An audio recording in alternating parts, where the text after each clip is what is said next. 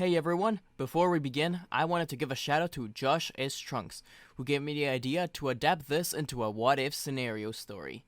It's something a bit different than I usually do, not necessarily just a what-if story, but more of an adaptation of something.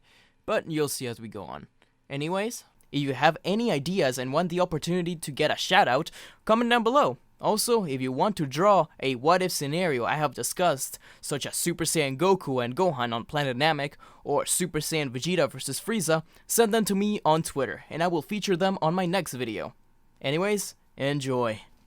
Hey, hello, welcome to another what-if story.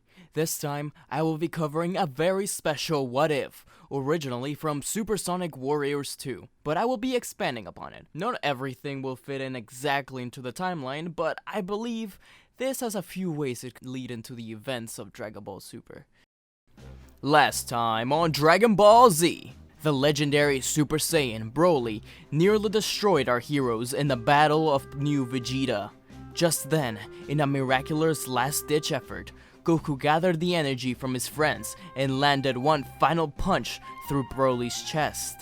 They managed to escape just in time, having defeated the villainous Broly. Unknown to them, however, Broly survived the encounter and knew Vegeta's explosion, somehow ending up in a Saiyan space pod. Broly's pod drifted through space for years until it landed on Earth. This is where our story begins. A voice sounded off in the distance. That woman is coming to collect the money today, and now an orb decides to land on my backyard? What will I do? Broly found himself in an unfamiliar location.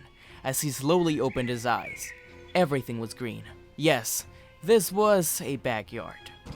The space pod opened up, and Broly came out. He was badly injured, with blood pouring from his head. Stay away! Do you want money too? Said the voice. Broly's vision was blurry, but he could make out an afro. Soon after, he passed out again. When Broly woke once again, he was inside a huge mansion, with covers over him and his head wrapped. He had no idea where he was, or how he ended up there. A man walked into the room wearing a large gold belt and sporting a great afro and mustache. Of course, this man was the hero of Earth, Mr. Satan. Mr. Satan introduced himself and explained that Broly had landed in his backyard and hit his head. So, Mr. Satan nursed him to good health. Broly introduced himself with the only thing he could remember, his name. Mr. Satan then said that he was going to meet someone soon and didn't want to leave Broly alone. So, he told them to come along. The pair went to the woods outside the city, where a blonde woman waited for them. She looked very angry, and Satan was very nervous. He told Broly to stay in the car, and he stepped outside.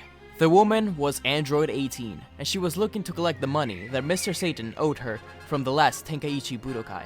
Satan told her that he didn't have any money left, or at least just yet, to which 18 responded by giving Satan a punch in the stomach. Mr. Satan fell on the floor, and Broly watched in horror. Broly burst through the car and told her to leave him alone, that Mr. Satan had saved his life. 18 said that she didn't care, and she just wanted her money. A battle began where Broly and 18 fought violently as Mr. Satan watched in disbelief. So, Broly's one of these crazy fighters too, huh? Broly ultimately beat down 18. She wasn't too hurt, and got out of there before things could get too out of control. But not before telling Satan that she expects her money soon. Mr. Satan was very impressed by Broly's power, but more so by his willingness to step in and help him. So he tells Broly that from now on, he is his disciple, and will live at his mansion with him. It should be worth pointing out that in the game's What If, there is no mention of Majin Buu, so we can assume that in that timeline, he was never revived or was defeated before he could be friends with Mr. Satan. But I will change that. The duo return to Satan's city, where Buu waits for them at the entrance. He wonders who the new fella is. Broly introduces himself, and tells Buu that he's Satan's new student. Buu doesn't like Broly, and is a bit jealous of the attention he has been getting from him. They even get into a few fights, where the two end up pretty on par. The two quote-unquote monsters learn to live together, as Mr. Satan still shows them some of his own techniques, and uses them to get famous. They slowly become friends. They are preparing for the next tournament, which happens to be a tag team tournament. The day arrives for the tournament, and the announcer welcomes Majin Buu, Mr. Satan, and Broly as contestants. They will be fighting Krillin, Yamcha, and Tenshinhan. The battle commences, and Krillin is sure that he had seen this guy before, but he was too focused on the fight. From the sidelines, 18 tells Krillin to watch out for Broly. Mr. Satan is in awe, as everyone but him is flying and fighting at super high speeds. Satan's team defeats Krillin's, just as the next team steps in. Goku, Gohan, and Vegeta. The three instantly recognize Broly. "Broly? How can you possibly be alive?" Goku exclaims. "Fools! How could you let him live?" said Vegeta. The trio jump into the arena. Mr. Satan is confused, and he looks up at Broly. His eyes have gone completely white, and his muscles are bulging. But Broly? Mr. Satan asks, but no response. "Kakarot!" Broly lets out a giant scream that shakes the arena, and he begins to battle against the three fighters at once.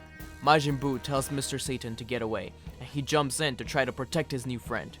Broly and Buu are too powerful for the Saiyans, who think everything is hopeless.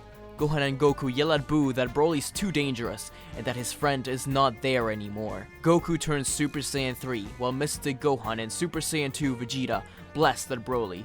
Broly's badly hurt now that he doesn't have help from Buu, who listened to the Saiyans. But he takes Vegeta by the face and throws him down. Vegeta lands right at Satan's feet. Majin Buu grabs Broly by the arm, trying to tell him to calm down, and Broly responds by chucking him at Super Saiyan 3 Goku. Mr. Satan finally screams out, "Broly!" The monster looks down on Mr. Satan. "This isn't what I taught you." Goku and the rest look at Satan quietly. Vegeta tells him to be quiet, but Buu puts a hand over Vegeta's mouth. "Broly Boo's friend," Majin Buu says. Mr. Satan and Buu's words seemingly calm down Broly, who slowly reverts back to his base form, falling onto the ground. Kakarot! Vegeta wants to end Broly right then and there, but Goku tells Vegeta that maybe this is like what happened to Majin Buu, and stops him. Maybe Satan has a thing for turning monsters good. Vegeta accepts, and Goku tells Satan to take Broly home and take care of him, but watch out, and if he needs anything, to just call them. The tournament was, of course, cancelled after that. Broly kept living his life on Earth from then on, but he never reverted back to his Berserker form. Rather, he could more so control it. Still, he got excited every time he saw Goku, but never to the monstrous degree we saw earlier. Now both Buu and Broly live together at Mr. Satan's place, as disciples. This is where our story leaves off for now. This was adapted from a what-if scenario from Supersonic Warriors 2, but I don't see why it couldn't continue. Would you like to hear more about Broly as a sea fighter? Leave a like, share, and comment down below if you would like to see a part 2 where we would discuss Broly in Dragon Ball Super, maybe even GT, and beyond. For some reason, I just don't think that this Broly is done just yet. Thanks for watching, this has been SmugStick, and until we meet again, bye bye.